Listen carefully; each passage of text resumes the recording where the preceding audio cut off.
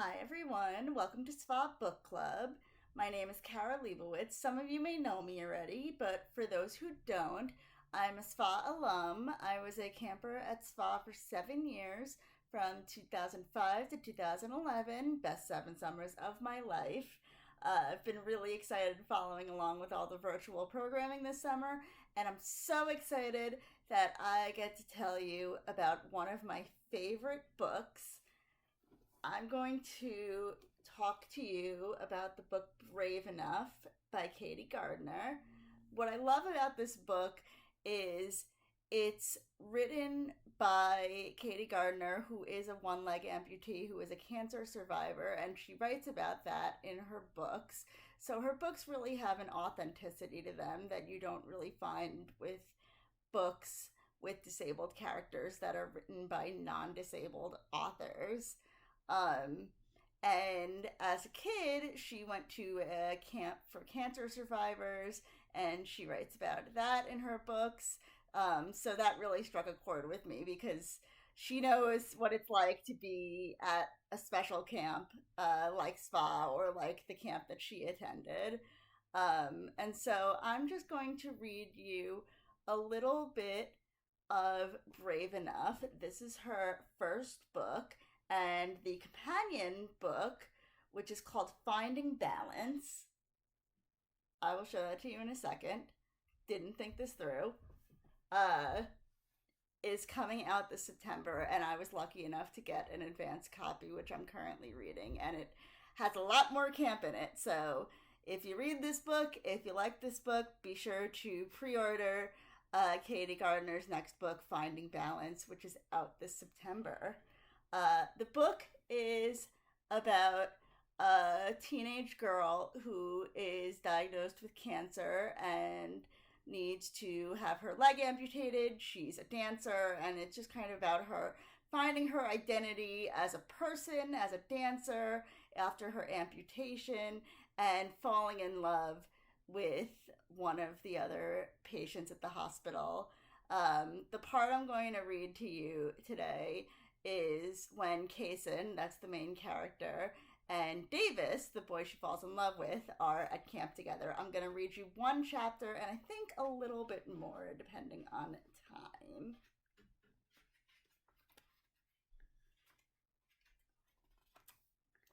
All right, so I'm going to start from chapter 46. In front of the old chapel on the campgrounds was a large fire pit. After the games, the youngest campers were dismissed back to their cabins for nighttime meds and snack. The older cabins joined together at the chapel. They sat in a group, cabins meshed together, friends talking. Davis sat next to Kaysen, his arm resting protectively behind her back. She leaned back just enough to feel him, the warmth of his arm through his sweatshirt. Margaret stood in front of the fire pit, holding a wooden box that had been painted with the camp's logo and a box of matches. Camp is important. The camp grew quiet with those words, as if everyone knew how true they were. Camp is a time for us to be together as a family. Camp is a time to push yourself to try something new, to do something different, and to just be. Each person comes here with a story. The words burrowed into Kaysen's heart. This week, I want to challenge you to be brave, to try new things, to talk to new people, to do something that scares you just a little. The mountains that flanked camp rose behind her dramatically, giving more importance to her words. Each year, we use the previous year's ashes to light the campfire. It's a way of remembering who we are, where we've come from, and to light the way for where we are going. And each year, the counselors vote on a camper to come and light the fire. She smiled, looking directly at the group where Kaysen was sitting. This year, it's David Channing. Thanks, Margaret. He said it so softly, if Kaysen hadn't been so close to the front, she wouldn't have heard him. He held the ashes in his hands and stared at them for a second before speaking. I was shocked when Margaret called to tell me I'd be doing this. He shuffled his feet a little. Mostly because I'm not a great example. I'm not what you expect a cancer survivor to be. He finally looked up at the camp, over Kaysen's head to where a group of younger campers were listening. I'm a screw-up, and I know it. This time last year, I was coming off 3 days in jail and had some pretty serious withdrawal sickness. I'd screwed up everything in my life. And the thing was, I was destroying something that all the doctors and nurses had worked really hard to save. He looked to Kaysen and his group of friends. So I'm not the poster child for Camp Chemo. Instead, I'm someone it saved. Twice. He looked at the ashes once again. We all have something we're afraid of. We all have something we're fighting. He opened the box and let the ashes fly into the wind and onto the kindling. The counselors are going to pass out popsicle sticks and markers. Write out your dreams for this week. Write out what you're scared of. Write out what questions you're struggling with, he explained. And we're going to toss them into the fire. Let them burn. Maybe it'll help you find your strength or answers. He looked to Kaysen as he spoke. She held her stick tightly, feeling it cut into the palm of her hand. Smoke filtered around them as Margaret came up and hugged Davis. Be brave this year, Camp. Be fearless. And with that, Davis lit the fire. Kaysen stared at her stick and marker before quietly writing, through a haze of tears, Will I dance again? So that's chapter 46. And I'm going to skip ahead a little bit and just read to you a section from chapter 50, a few chapters later. And I think this will really resonate with you, with anyone who's been to camp. In the cabin that evening, the girls got ready for bed. The calmness of the evening, the sweetness of the night still lingered over them. Okay, ladies. Tiny stopped at her bunk with a jar full of slips of paper. Pull a slip and then answer. Really, Tiny? We do this every year, Paige said, reaching her hand in. Really. Tiny plopped down on the foot of Kaysen's bed and gave her one of the slips. Heather and I will play too. If you could live in one place for the rest of your life, where would it be? Mary started. She was resting at the foot of her bed, her dark hair piled on top of her head. She rolled her eyes and stuffed the question under her pillow. That's easy. She grinned, her brown eyes shining. I'd stay here. Camp. Why? Tiny wriggled her yellow-painted toes and then reached down to do some yoga stretch that Kaysen had seen on TV. It's camp, she laughed. Mari looked over to where Paige was lying on her own bunk, and then back to Kaysen, MF, and Tiny. Here, I never explain why I don't wear a prosthesis or what one even is. Kaysen nodded. It's my first year, and I get that. Camp's a reprieve for sure. How so? Heather came in and sat on MF's bed, purposely taking up most of the space. I haven't had to explain anything. Kaysen smiled. No sympathy smiles. No one asks how you're feeling like you might break apart in any moment, MF added. I never have to explain what it's like to look like everyone else but not fit in. Paige sat up and squeezed her eyes shut for a moment. At school, I'd sit in the cafeteria and listen to my friends talk, but they were talking about who just broke up or prom or something like that, and all I could think was that Jessie was gone. Jessie was on chemo with Paige, MF explained to Carson. They were pretty inseparable. Difference being, I responded to chemo the first time, and he didn't. Paige stood up then. Kaysen could see the agitation in her lithe form, could see the way she had to move. He died in the middle of 8th grade, and it nearly destroyed me.